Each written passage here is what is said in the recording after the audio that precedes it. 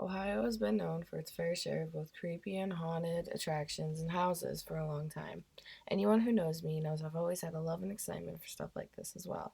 I decided to look into one of these, in particular, the Ohio State Reformatory. We'll look at its colorful history and the darkness that is rumored to still remain, along with an interview with a tour guide with their own significant ties to the building.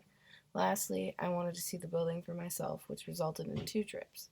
The main goal to see if there was actually some paranormal activity we could document.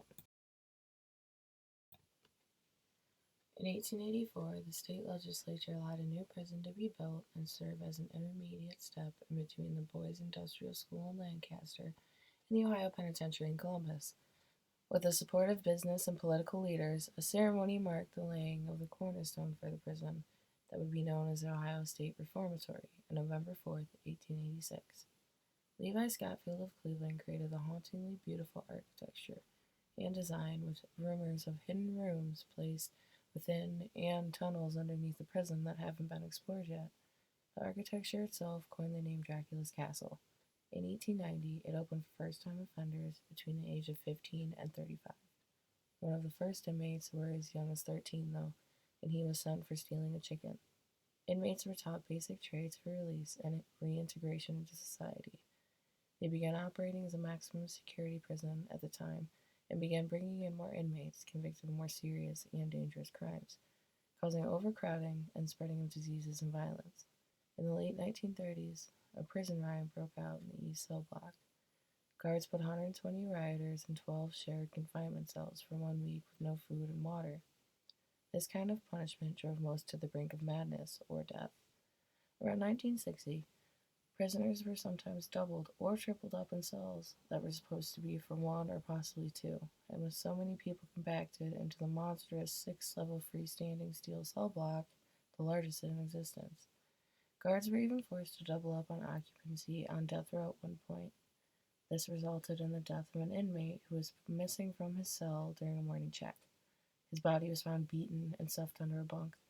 Inmates began crafting, making weapons such as shanks, shivs, dice, and other normal prison contraband.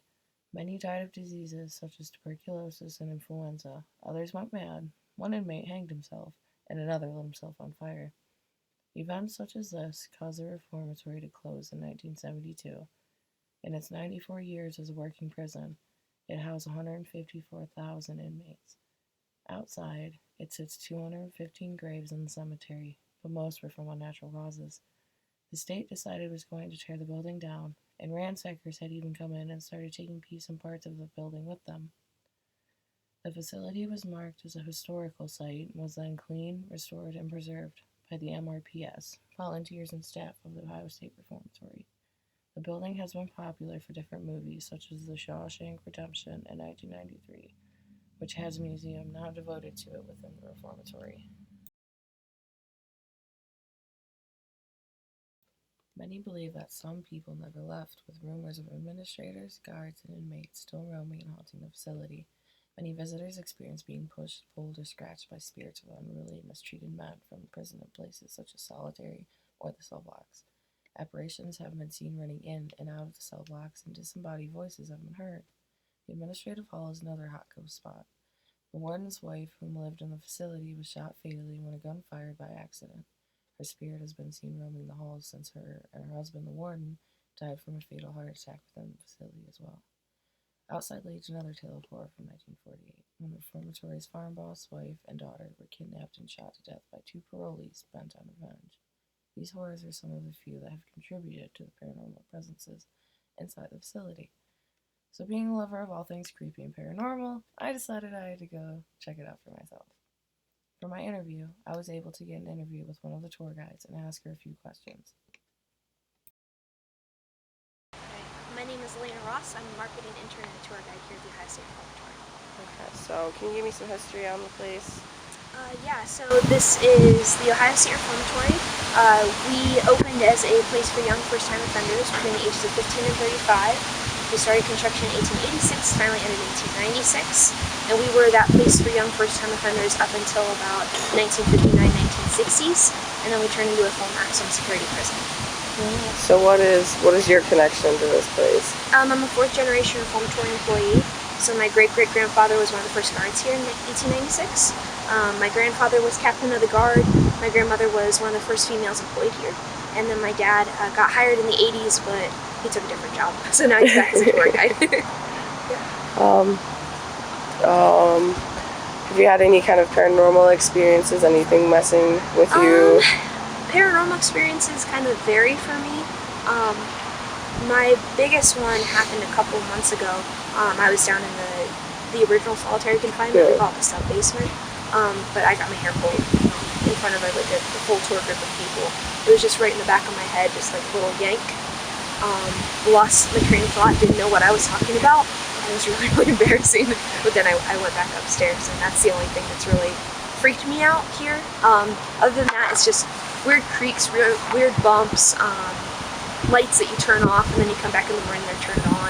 Yeah. There was no ghost hunt or paranormal investigation that night. Stuff like that. So have you restored the building a lot? Do you just try to maintain it any certain kind of way? So in 1995, we formed the MRPS, which is the Mansfield Reformatory Preservation Society. We're a historic, non-profit historical society that we took control of the building, and ever since then we've been trying to restore and preserve the building, not so much renovate, but just preserve. Yeah. It takes us a long time to do that stuff just because we are non-profit, so all of the tours that we do or all the events that we hold and even the merch that we sell, we put that money straight back into the facility. And so we've put in $2 million worth of work just in the first floor alone, and now we've progressed up to the Shawshank Museum, but we haven't really crunched the numbers quite yet to see how much we've actually spent. The Reformatory was honestly the best part of the trip for me. I love the sole fact of going in and seeing all the creepy stuff, the hallways, the doors, all the crazy paint. As we walked up to the front of the building, we were all kind of in awe. Just how tall the building itself was, and the architecture on it was absolutely gorgeous. Everything was crazy to look at, let alone going through that doorway and being right in the middle of it. You feel so small. You can definitely tell, like, that's how the inmates definitely felt going up to that. They felt so small compared to everything around them. Once we went inside, we started going through the actual museum, and it had lots of old artifacts and history of the place itself, including things that were in the penitentiary. Another thing that we saw were some of the equipment they used, such as the electric chair, which this shows part of the scrubs. Also, it showed some of their contraband, the shanks and chips and weapons that they used and they made within the prisons, either to keep themselves safe or at least, hurt other people. With how many inmates there were, you can imagine the amount of damage that this actually caused. They also just added the Shawshank Redemption Museum since it was shot in the actual prison itself. There's a couple of rooms dedicated to just pictures and places within the prison that they actually used. We started going down the hallways. There was also a couple bathrooms within the prison that we ended up going past. And one thing we noticed right off the bat was just the aging of the whole building overall. Some rooms were definitely better than others, but to see the original paint, let alone the mess of my buddies in the process of all this, you can definitely see how much has aged. This stairway, I absolutely love. This was definitely my favorite part. This was the stairway going into the chapel as we made our way through the first floor. And this was a door that actually went up to the guards tower. Nobody actually goes up there anymore, and there's no stairway to get to it. It's literally just right above that staircase right there. This was some more rooms that we were going through. These ones had these really just pretty windows that I like that kind of looked over the parking lot on the outside. You can still see some of the old piping and the old doors. And part of the bones of the building itself is starting to get so old now that they're, starting to come through. And a lot of these videos, you'll see that, some of the windows are boarded up. And some of them have these weird little, they look like closet spaces almost, but if you go inside, it's just dirt and debris that have been starting to come down. There's also a lot of these rooms, there was only a single chair sitting in them. I don't know if the prison just did that, but that was something that seemed to reoccur a lot, especially going through all of this. Then we went to the chapel, which you'll see here. This was the front podium. This had a lot different feeling to it. It felt more spacious, more open, more inviting than the rest of the prison. You could definitely tell that this was considered more of a safe space for inmates compared to the rest.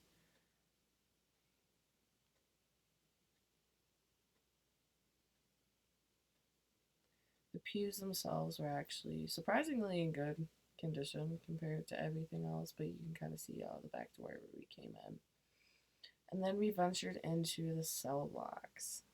These are the largest freestanding steel cell blocks in existence, and especially going out looking over the side of that, I'm mortified of heights, so that gave me major anxiety.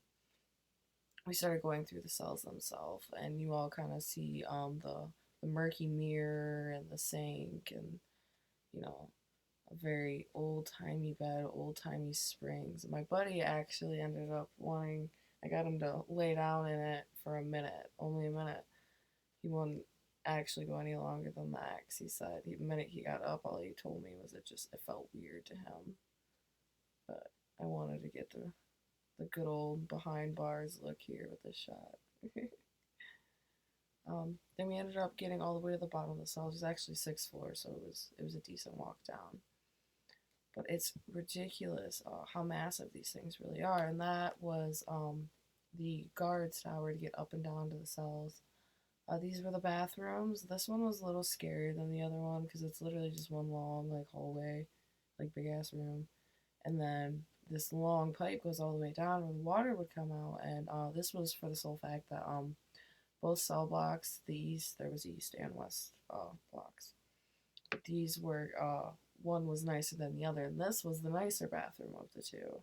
This one was a lot more open, a lot more spacious, had a lot more light in it. The other one, had maybe 2 windows, but it was very, very dark compared to this one.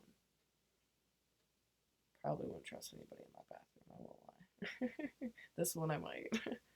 And then going along the bottom of these cell blocks were these weird little doors that I noticed. And this was the best part. I absolutely love this part. We went into solitary, and one of my friends actually ended up having some kind of paranormal experience.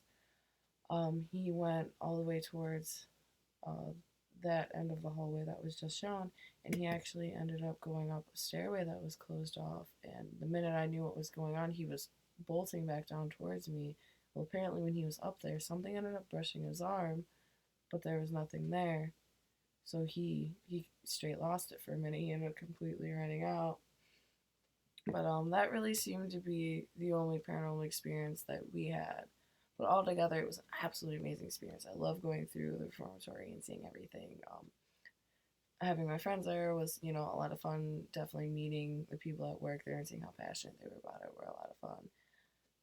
Wouldn't surprise me if there were still ghosts in there, honestly. I kind of hope there is, but this was my wonderful ghostly experience.